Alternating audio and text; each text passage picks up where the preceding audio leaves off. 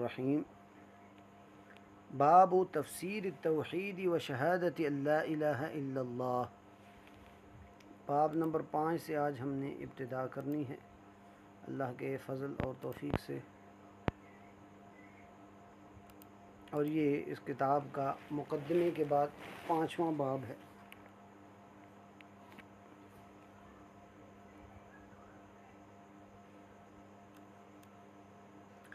तो बाबु तफसीर तौहीद व शहादत अल्ला इलाहा इल्लल्लाह व क़ौलिल्लाहि तआला उलाइका अल्लज़ीना यदऊना यब्तगूना इला रब्बिहिमुल वसीलता अय्युहुम अक़रबु व यरजूना रहमतहु व यख़ाफ़ूना अज़ाबहु इन्न अज़ाब रब्बिका काना महज़ूरा। सूरत इसरा की ये आयत है और यहाँ से बाकायदा तौहीद के बयान की इब्तिदा हो गई है। इससे पहले भी तौहीद की वज़ाहत में काफ़ी चीज़ें ज़िक्र हो गई हैं। तौहीद के फ़ज़ाइल के मुतालिका, तौहीद के मनाक़िब, तौहीद की दावत देनी ज़रूरी है, उसके क्या फ़वाइद व समरात हैं और क्या अल्लाह ताला और इसके हुकूक़ और लवाज़िमात के फ़ज़ाइल की तरफ इशारा किया गया। अब बाकायदा यहाँ से तौहीद और उसके मसाइल और उसकी शरअ और वज़ाहत, तौहीद कहते किसको हैं और शिर्क के मसाइल से की यहाँ से बाकायदा इब्तिदा हो गई।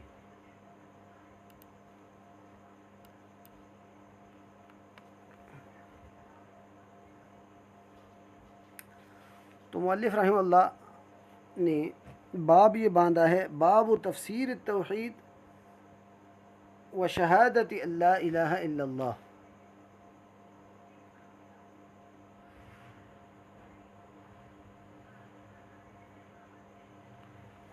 यानी मुअल्लिफ़ रहमतुल्लाह ने यहाँ तौहीद और ला इलाहा इल्लल्लाह की गवाही दोनों को इकट्ठा करके कहा कि इसकी वज़ाहत और इसकी तफसीर में ये बाब है। यानी तौहीद की यहाँ से वज़ाहत शुरू होगी और तौहीद है क्या, वही ला इलाहा इल्लल्लाह की गवाही, यही तौहीद है।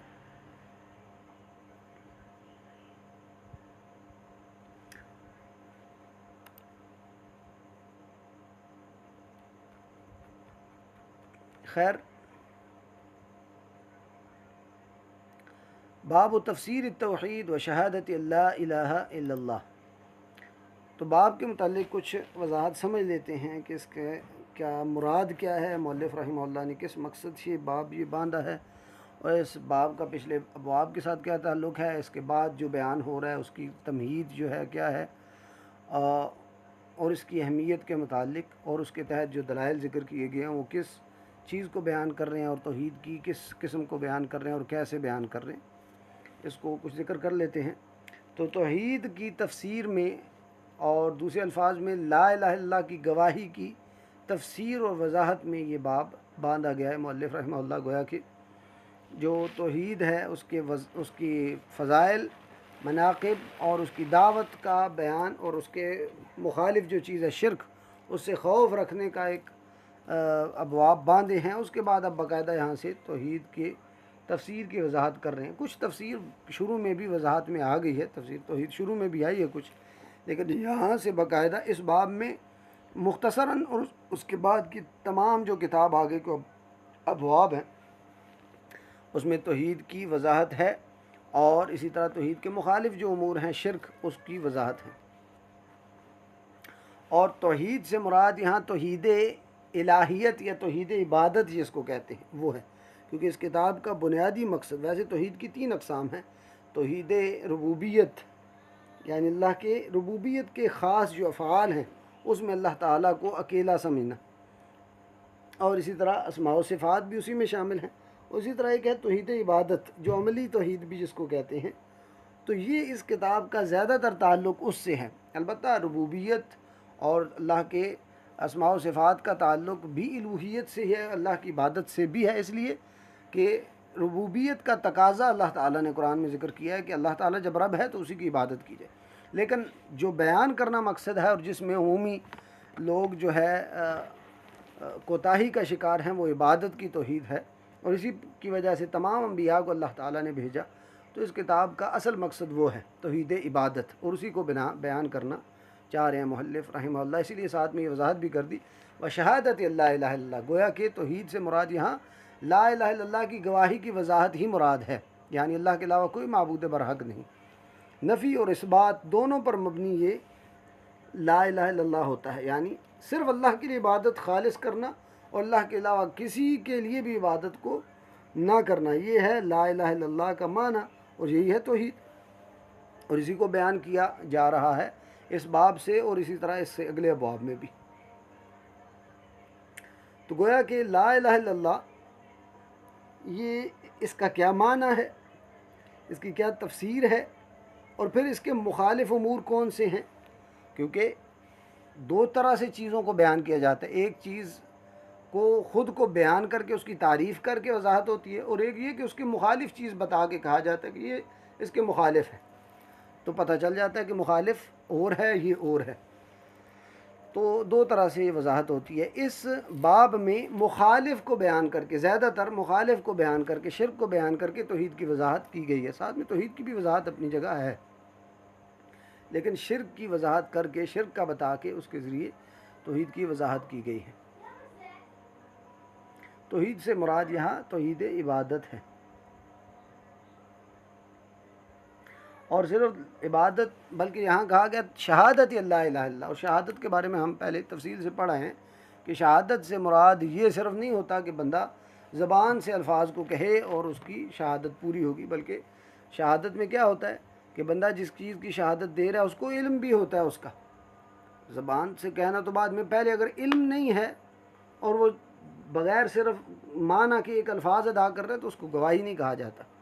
और इल्म के साथ साथ उसका यकीन भी हो और जो कह रहा है वो सिद्क़ पर मबनी हो, दिल में भी वही बात हो, ज़बान पर भी वही हो और उसके तकाज़ों के मुताबिक वो ख़ुद भी पूरा उतर रहा है, फिर उसको गवाही जब देता है तो वो गवाही, असल गवाही अल्लाह के यहाँ मकबूल है। अगर वो गवाही तो दे रहा है, ख़ुद उसके मुखालिफ चल रहा है, तो उसकी गवाही मोतबर नहीं। एक बंदा कह रहा है कि अल्लाह के अलावा कोई माबूद बरहक नहीं और साथ में गैरुल्लाह की इबादत भी कर रहा है, तो ये गवाही तसव्वुर ही नहीं होगी, इसलिए कि उसका अमल उसके ख़िलाफ़, इसलिए अमल भी ज़रूरी है। तो मुअल्लिफ़ रहमहुल्लाह यहाँ बयान करना चाह रहे हैं कि तौहीद जो है ये सिर्फ ला इलाहा इल्लल्लाह के कौल का नाम नहीं है, बल्कि शहादत का लफ्ज़ इस्तेमाल किया, यानी उसके लवाज़िमात, उसके तकाज़ों और हुकूक़ को पूरा करना भी ज़रूरी है। और ये बाब जो है अहम तरीन, इस किताब के अबवाब में से अहम तरीन बाब है, क्योंकि बहुत सारे लोग हैं वो ला इलाहा इल्लल्लाह कहते हैं, तौहीद का भी दावा करते हैं, लेकिन उनको माना ही नहीं पता इसका।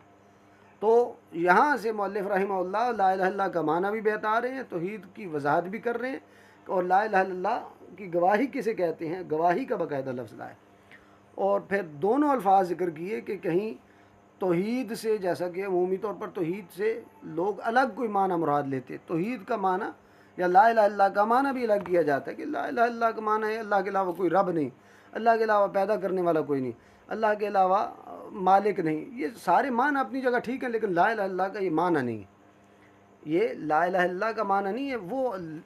वो चीज़ें अपनी जगह अलग साबित हैं। ला इलाहा इल्लल्लाह का माना है कि अल्लाह के अलावा कोई माबूद बरहक नहीं, और फिर ये सिर्फ कहना नहीं है बल्कि शहादत, गवाही, इल्म, यकीन उसके ऊपर उस सिद्क़े दिल से भी हो और साथ में उसके मुताबिक अमल भी हो, ये है गवाही ला इलाहा इल्लल्लाह की। और फिर इसी को तौहीद कहते हैं, इसीलिए साथ में दोनों लफ्ज़ लाएँ। तो गोया कि मुतरादिफ़ अल्फाज ला के कहा कि तौहीद भी यही है और ला इलाहा इल्लल्लाह की गवाही भी यही है, और दोनों एक दूसरे के मुतरादिफ़ चीज़ें और दोनों की वजाहत यहाँ मतलूब है।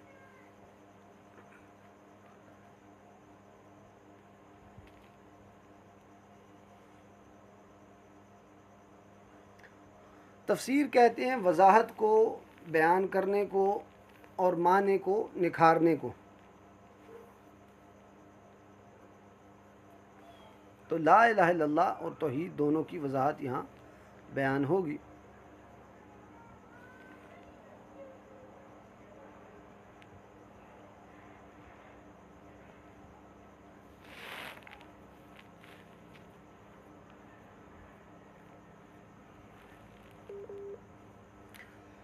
खैर, एक इसको दोबारा अगर वजाहत कर ली जाए, मसलन ला इलाहा इल्लल्लाह की गवाही का मतलब अगर इसको मज़ीद खोला जाए तो ये है कि किसी गवाह को गवाह उस वक्त तक नहीं कहा जा सकता जब तक कि उनमें तीन चीज़ें ना हों।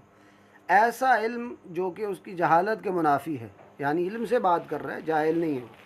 दूसरा है कि यकीन, ऐसे यकीन की बुनियाद पर बात कर रहा है कि जो शक के मुनाफी, शक अगर है तो फिर गवाही किस चीज़ की, और फिर उसको बताना भी है, ऐलान भी करना है, छुपाना भी नहीं है। ये तीनों चीज़ें ज़रूरी हैं,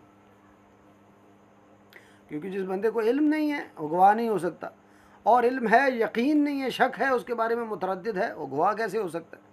वो तो खुद यानी तरद्दुद में है, तो गवाही कैसे हो सकती? और जो फिर बयान, इल्म तो है उसको, यकीन भी है, लेकिन आगे बयान नहीं करता उसको, तो और उसको बताता नहीं है, तो फिर वो गवाह कैसे बन सकता है? तो इसलिए ये ज़रूरी हैं तो ही ये शहादत में और गवाही में कि इल्म भी हो, यकीन भी हो, और उसको ख़ुद भी कबूल करे और बताए भी, और उसके मुताबिक उसका अमल भी हो। इब्नुल क़य्यिम रहमतुल्लाह ने इसके बारे में बहुत प्यारी गुफ्तगू की है, लेकिन चलें वो उसके मुतालिक ज़रा थोड़ा लंबा हो जाएगा, बस यहाँ तक ही हम ये शहादत के मानी की तरफ आते हैं। खैर, तर्जमे का मकसूद क्या है, बाब का मकसूद क्या है? बाब का मकसूद है कि तौहीद की हकीकत, और दूसरे अल्फाज में ला इलाहा इल्लल्लाह की गवाही की हकीकत क्या है, उसकी वजाहत क्या है, उसको बयान कैसे किया जाए।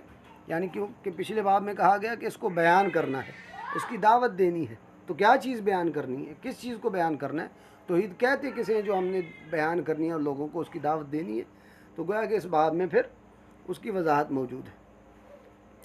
और इस बाब की किताब के साथ मुनासबत क्या है? किताब तौहीद में ये जो बाब लाया गया है वो इस मुनासबत से कि तौहीद का माना बयान करना, ये सबसे बड़ा मकसद है इस किताब का।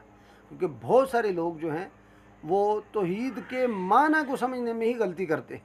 वो कहते हैं कि तौहीद से मुराद ये कि तौहीद रुबूबियत, अल्लाह के अलावा कोई रब नहीं है, अल्लाह ही खालिक है, मालिक है, हर चीज़, पहाड़ इसने बनाए, फ़लाँ चीज़ इसने, ये सारी चीज़ें ये तो मुशरिक भी इकरार करते थे। मुशरिकों में और मोमिनों में फ़र्क करने वाली जो तौहीद फ़ारिक थी वो तौहीद इबादत है और तौहीद उलूहियत है, जिससे अक्सर लोग गाफिल रहते हैं और उससे गफलत की वजह से वो शिरक में मुब्तला हो जाते हैं। तो ये बाब जो है ये एक तो तौहीद इबादत की वजाहत करेगा और अल्लाह के लिए खालिस इबादत को बयान करेगा, और शिरक क्या चीज़ है और शिरक से कैसे बचना है उसकी वजाहत भी इसी बाब और उसके बाद के अबवाब में ज़िक्र करना है। तो इस लिहाज से इस बाब का इस किताब के साथ बहुत बेहतरीन तल्लक है कि ये किताब भी, क्योंकि किताब तौहीद है और इसमें वजाहत सबसे पहले होगी, और इसी बल्कि किताब का मकसद ये है कि तौहीद की वजाहत और तौहीद के मसाइल को ज़िक्र किया जाए। तो इस लिहाज से ये बुनियादी बाब है जिसको बयान करने के लिए ही ये किताब लिखी गई है। इसीलिए मौलिफ़ रहमतुल्लाह ने, क्योंकि ये शुरू में हम पढ़ रहे हैं इन अबवाब के तहत जो दलाइल ज़िक्र, इस बाब के तहत यानी तफसीर तौहीद और शहादत ला इलाहा इल्लल्लाह, ये जो अबाब हम अभी पढ़ रहे हैं, इस बाब को बयान करने के बाद यानी इसके दलाइल ज़िक्र किए हैं, जिस तरह मौलिफ़ रहमतुल्लाह की आदत है कि वो आयात से और अहादीस से दलाइल ज़िक्र करते हैं और मसला साबित करते हैं जो बाब ऊपर बांधा हुआ। उसके तहत इन्होंने ज़िक्र किया व शरह हाज़िही तर्जमती मा बअदहा मिनल अबवाब, के इस तर्जमे की वजाहत यानी तौहीद की तफसीर, ला इलाहा इल्लल्लाह की गवाही की तफसीर, ये आगे दीगर अबवाब में, आगे के जो अबवाब हैं उसमें इसकी वजाहत है। यानी किताब में यहाँ से बाकायदा अबवाब तौहीद की वजाहत और उसके मुखालिफ उमूर जो हैं उनको बयान किया जा रहा है। और फिर इस बाब की पिछले अबवाब के साथ बड़ी प्यारी तरतीब भी इस लिहाज से है कि पहले तौहीद के मुतालिक कुछ फ़ज़ाइल ज़िक्र किए गए। तौहीद की फ़ज़ाइल में क्या है कि बग़ैर हिसाब और किताब के बंदा दाखिल होगा अगर उसके वाजिबात को, उसके लवाज़िमात को पूरा करता है, इसके मुनाफी उमूर से बचता है। तो फिर और ये लवाज़िमात क्या हैं, हुकूक़ क्या हैं, इसके मुनाफी उमूर क्या हैं, उनको पा के बंदे ने वो फजीलत हासिल करनी है जो बग़ैर हिसाब और किताब के बंदे में, बग़ैर हिसाब और अज़ाब के दाखिल होने। वो हुकूक़ क्या हैं, वो लवाज़िमात क्या हैं, उसके मुनाफी उमूर क्या हैं, वो यहाँ से आगे उसकी वजाहत शुरू है। इसी तरह तौहीद की दावत का हुक्म दिया गया है पिछले बाब में। तो तौहीद का बयान, तौहीद की तमहीद, तौहीद की फ़जीलत, तौहीद की दावत की तरगीब दी गई है। गोया कि अभी फिर उसके बाद बंदा जब एक मुअल्लिफ़ की एक बहुत प्यारी तरतीब है, गोया कि उन्होंने शुरू में तमहीद बांधी और ऐसी प्यारी तमहीद है, इतने प्यारे फ़ज़ाइल ज़िक्र किए हैं और उसकी ज़रूरत और अहमियत को बयान करने के बाद गोया कि अब लोगों के दिल मुश्ताक हैं कि उसको बयान किया जाए। तो यहाँ से बाकायदा तौहीद का बयान शुरू हो रहा है कि तफसीर तौहीद, तौहीद है क्या, तौहीद की वजाहत और उसके फ़ज़ाइल और मनाक़िब को ज़िक्र करने के बाद अब यहाँ उसकी बाकायदा वजाहत शुरू हो गई।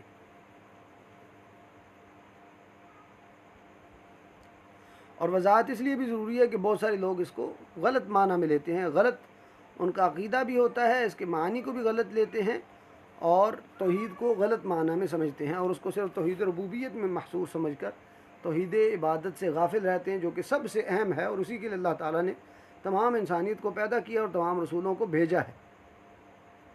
और तौहीद सिर्फ इस बात का नाम नहीं है कि सिर्फ अल्लाह की इबादत की जाए, बल्कि इबादत के साथ साथ जो गैरुल्लाह हैं, गैरुल्लाह की जो इबादत हो रही है उन सब से बरात का इजहार भी करना है, उनकी नफ़ी भी करनी है, उनको गलत भी कहना है।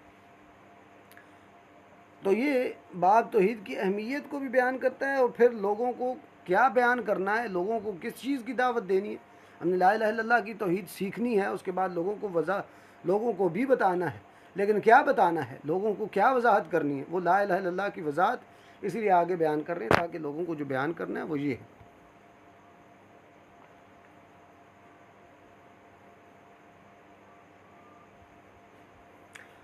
अलबत्ता इससे पहले तफसीर तौहीद के मुतालिक कुछ वजाहत गुजर चुकी है कि ला इलाहा इल्लल्लाह का माना क्या है, इसका मतलब क्या होता है, इसमें मुखालिफ उमूर से यानी गैरुल्लाह की, सब गैरुल्लाह की नफ़ी होती है, सिर्फ अल्लाह के लिए उलूहियत और इबादत को साबित किया जाता है।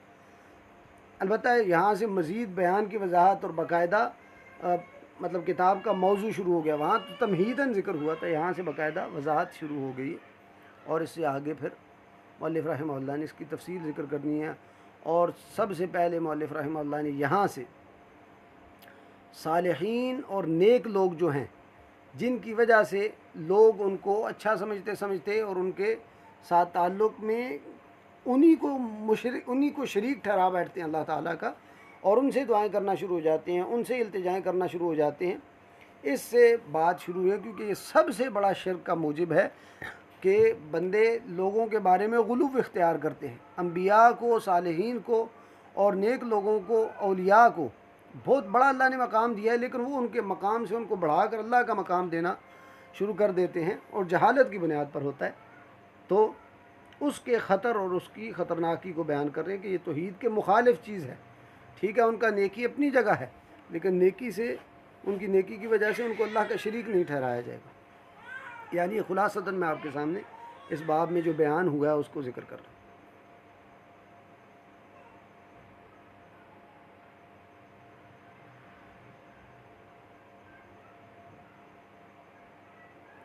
खैर, मुअल्लिफ़ रहमहुल्लाह ने इस बाब में सबसे पहले ज़िक्र किया है सूरह इसरा की आयत को, और इस आयत को भी इससे पिछली आयत के साथ मिला के ही समझा जा सकता है।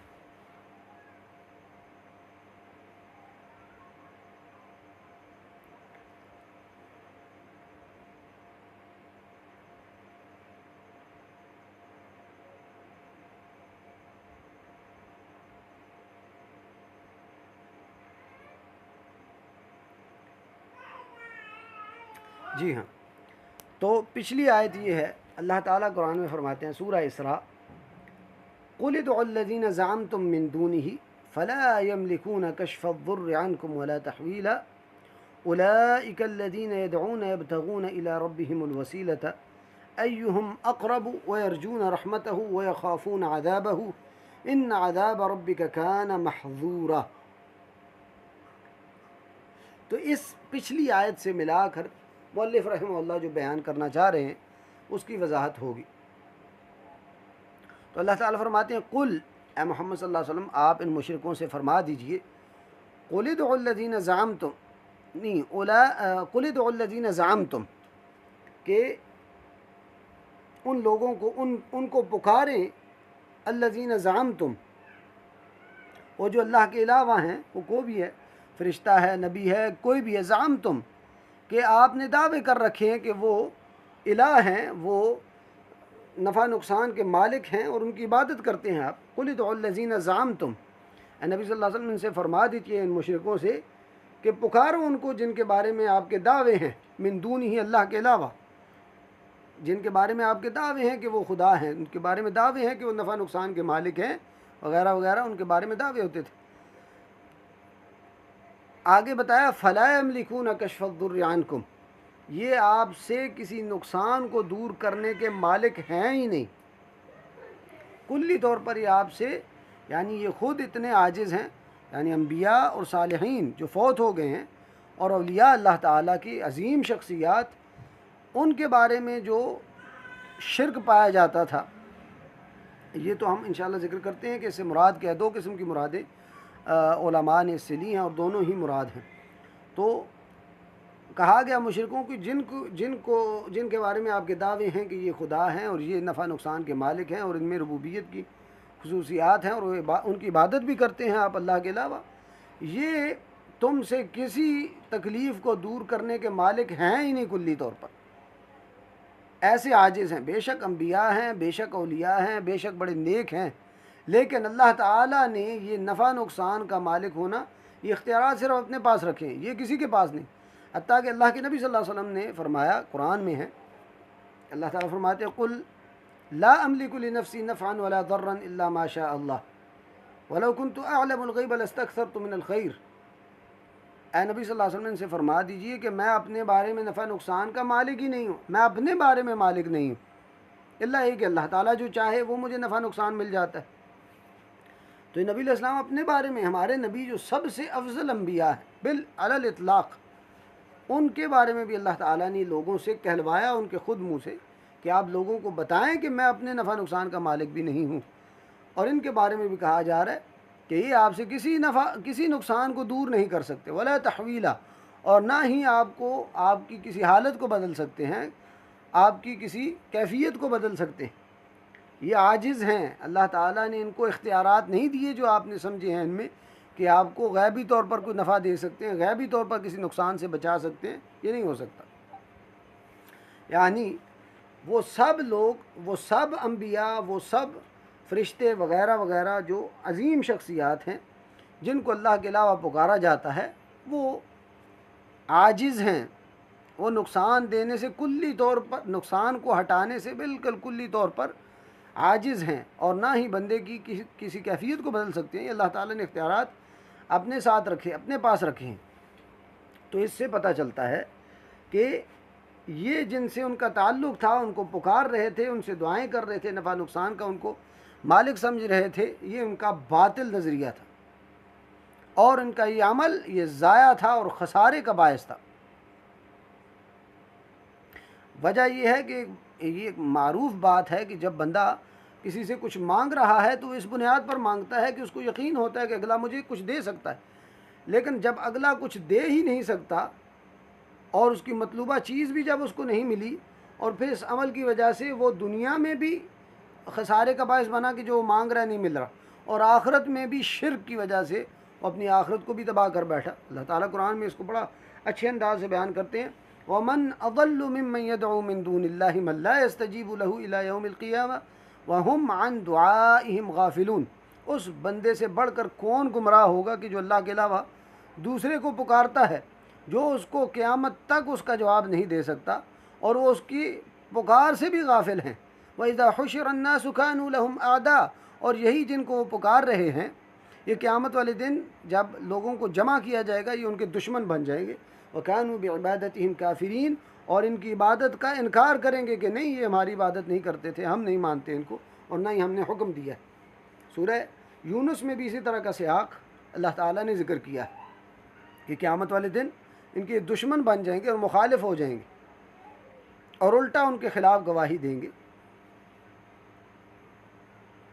इसलिए अल्लाह ताला वाहिद ही अकेला इबादत के लायक है। तो यहाँ तक ये माना बयान करके फिर आगे कहा गया कि, यानी पीछे क्या सियाक था कि क़ुल उदउ लज़ीना ज़अमतुम मिन दूनिही फ़ला यमलिकून कश्फ़द्दुर्रि अन्कुम वला तहवीला। नबी सल्लल्लाहु अलैहि वसल्लम इनको कहें कि ये पुकारें उन लोगों को, उन अम्बिया सालिहीन को जिनके बारे में इनके दावे हैं अल्लाह के अलावा कि वो फ़लाँ इख्तियारात रखते हैं, ये उनसे किसी तकलीफ़ को दूर करने के मालिक नहीं है और ना ही किसी हालत को बदलने के लायक हैं ये जिनको ये पुकार रहे हैं। बल्कि उनके बारे में अल्लाह ताला ने क्या फ़रमाया, उलाइका अल्लज़ीना यदऊना यब्तगून इला रब्बिहिमुल वसीला, ये लोग जिनको पुकार रहे हैं, ये लोग, ये मुशरिक जिनको पुकार रहे हैं अल्लाह के अलावा, यब्तगून इला रब्बिहिमुल वसीला, ये तो खुद, ये तो इनको पुकार रहे हैं, ये खुद अल्लाह ताला के यहाँ वसीले को तलाश कर रहे हैं। यब्तगून इला रब्बिहिमुल वसीला, अपने रब के यहाँ वसीले को, वसीला ऐसी चीज़ जिसके ज़रिए वो अल्लाह का तकर्रुब हासिल कर सकें, अल्लाह के करीब हो सके। और वो क्या है, अय्युहुम अक़रब, और वो चाहते हैं कि, और वो ये तलाश कर रहे हैं कि कौन अल्लाह के ज़्यादा करीब होगा, और वो कैसे।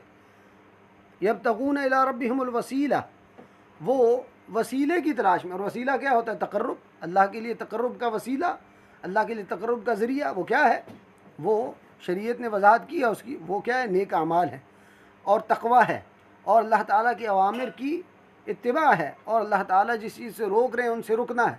ये है वसीला जिसकी बुनियाद पर वो नेक लोग भी अल्लाह ताला के कुर्ब के मुतलाशी थे। यब्तगून इला रब्बिहिमुल वसीलता अय्युहुम अक़रबु, ये लोग भी अल्लाह ताला के यहाँ वसीले, यानी अपने नेक अमाल के वसीले के ज़रिए अल्लाह ताला के कुर्ब के मुतलाशी थे, और ये लोग भी अल्लाह ताला की कुर्ब के मुतलाशी थे। और वसीला क्या है, वसीला अल्लाह ताला पर ईमान, सबसे बड़ी चीज़ अल्लाह पर ईमान, उसके बाद तौहीद और इबादत, और अल्लाह ताला जिन चीज़ों को वसीला बनाया है अपने तकर्रुब का, वो क्या है, ये इबादात हैं। और रसूलों ने जो अवामिर बताए हैं कि अल्लाह ताला ने इन चीज़ों से, इन चीज़ों का हुक्म दिया, इन चीज़ों से रोका है, ये है वसीला जो अल्लाह ताला के तकर्रुब का सही वसीला है और असल वसीला है। वसीला जो है वो 3 किस्म के वसीले दुरुस्त हैं, उसके अलावा बाकी कोई वसीला साबित नहीं है। और वसीले में अक्सर लोग शिर्क में मुब्तला होते हैं, जिसकी वजाहत यहाँ की जा रही है कि एक तो ये है कि अपने नेक अमाल को पेश किया जाए, और अल्लाह ताला के नामों के ज़रिए वसीला दिया जाए, या फिर किसी नेक बंदे से दुआ करा ली जाए। वो ये 3 वसीले शरीयत में सही साबित है। इसके अलावा किसी को वसीला ऐसा बनाया जाए कि उसको अल्लाह के और बंदे के दरमियान एक राबता बना के और उसी की पूजा शुरू की जाए, उसी से दुआएं मांगना शुरू कर दें, जैसा कि मुशरिकीन मक्का करते थे। ये है वो शिर्क जिसको अल्लाह ताला ने कुरान में बयान किया बार बार।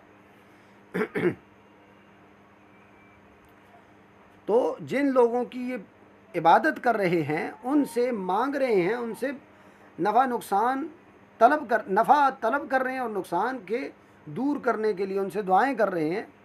और यदऊन, मैं वहाँ वजाहत करनी चाहिए थी, लेकिन यदऊन में दुआ करना मुराद है। और दुआ 2 किस्म की होती है, एक है दुआ मांगना और एक है दुआ कि कोई भी इबादत करना और उससे मुराद सवाब हासिल करना और निजात का पाना। तो उसमें सारी इबादत शामिल है, कोई भी इबादत की जाए वो दुआ ही कहलाती है, क्योंकि उससे मुराद क्या होता है, अल्लाह ताला का सवाब लेना और सवाब तलब करना, ये भी दुआ है, और वो किसी भी इबादत के ज़रिए हो सकता है। खैर, यब्तगून इला रब्बिहिमुल वसीलता अय्युहुम अक़रबु व यरजून रहमतहु, और वो अल्लाह ताला की रहमत के उम्मीदवार होते हैं। व यख़ाफ़ून अज़ाबहु, और अल्लाह ताला के अज़ाब से डरते हैं।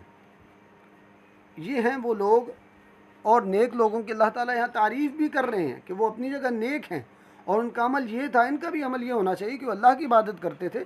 यब्तगून इला रब्बिहिमुल वसीला, उलमा ने ये ज़िक्र किया कि यहाँ वो अल्लाह ताला की मोहब्बत को बयान की जा रही, कि अल्लाह ताला की मोहब्बत को हासिल करने के लिए वो अल्लाह ताला की इबादत करते हैं और अल्लाह के कुर्ब को तलाश करते हैं। और वयरजून रहमतहु, अल्लाह की रहमत की उम्मीद में हैं। वयख़ाफ़ून अज़ाबहु, ये 3 चीज़ें, मोहब्बत और उम्मीद और खौफ, ये इबादत के बुनियादी अरकान हैं।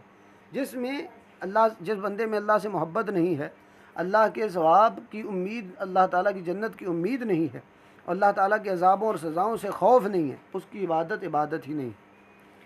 तो ये 3 इबादत के बुनियादी अरकान हैं जो अल्लाह ताला ने उनके लिए साबित किए, और फरमाया कि ये लोग तो असल अल्लाह ताला के पैरोकार हैं, अल्लाह ताला के मुत्तबईन हैं, अल्लाह ताला से मोहब्बत करने वाले, अल्लाह ताला से उम्मीद और खौफ रखने वाले।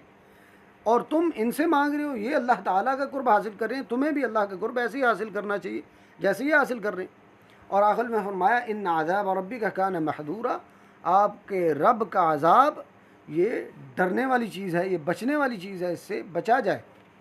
खैर, इस अब वक्त तकरीबन हो गया हमारा, मैं आखिरी चीज़ ज़िक्र कर देता हूँ, उसके बाद दीगर जो इसके मुतालिका चीज़ें हैं इंशाअल्लाह कल या बल्कि अगली क्लास में हम जिक्र करेंगे।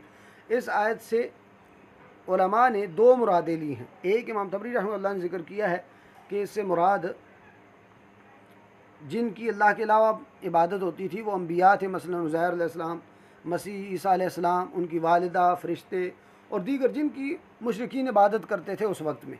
इमाम तबरी रहमतुल्लाह ने इसको राजे कहा है। इमाम बुखारी रहमतुल्लाह ने अपनी सही में अब्दुल्लाह बिन अब्बास रज़ियल्लाहु अन्हु का कौल ज़िक्र किया है कि ये उन मुशरिकों के बारे में नाजिल हुई है जो जिनों की पूजा करते थे और बाद में जिन इस्लाम ले आए, बाद में जिन इस्लाम ले आए, लेकिन ये मुशरिक फिर भी उनकी इबादत करते रहे और वो जिन जो है वो अपनी जगह इस्लाम ले आए और उनका ये अमल है जो अल्लाह ताला ने जिक्र किया। और दोनों मुराद हो सकते हैं, इब्न तैमिया रहमतुल्लाह ने इसके मुतालिक तफसील ज़िक्र की है।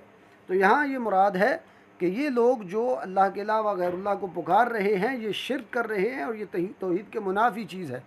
तौहीद क्या है कि इबादत महब्बत और उम्मीद और खौफ की बुनियाद पर होती है। ये सिर्फ़ अल्लाह ताला के लिए होनी चाहिए, गैरुल्लाह के लिए होगी तो वो शिर्क है, और जिस बंदे में शिर्क है वो तौहीद के मुनाफी उमूर है, और मुनाफी अगर उमूर हैं तो तौहीद उसमें नहीं है। तो यहाँ से वजाहत हो रही है तौहीद की। इंशाअल्लाह इसकी जो दीगर उमूर हैं और उनकी इंशाअल्लाह वजाहत अगली क्लास में हम करेंगे। बारकल्लाहु फ़ीकुम व आखिरु दावाना अनिल हम्दुलिल्लाह।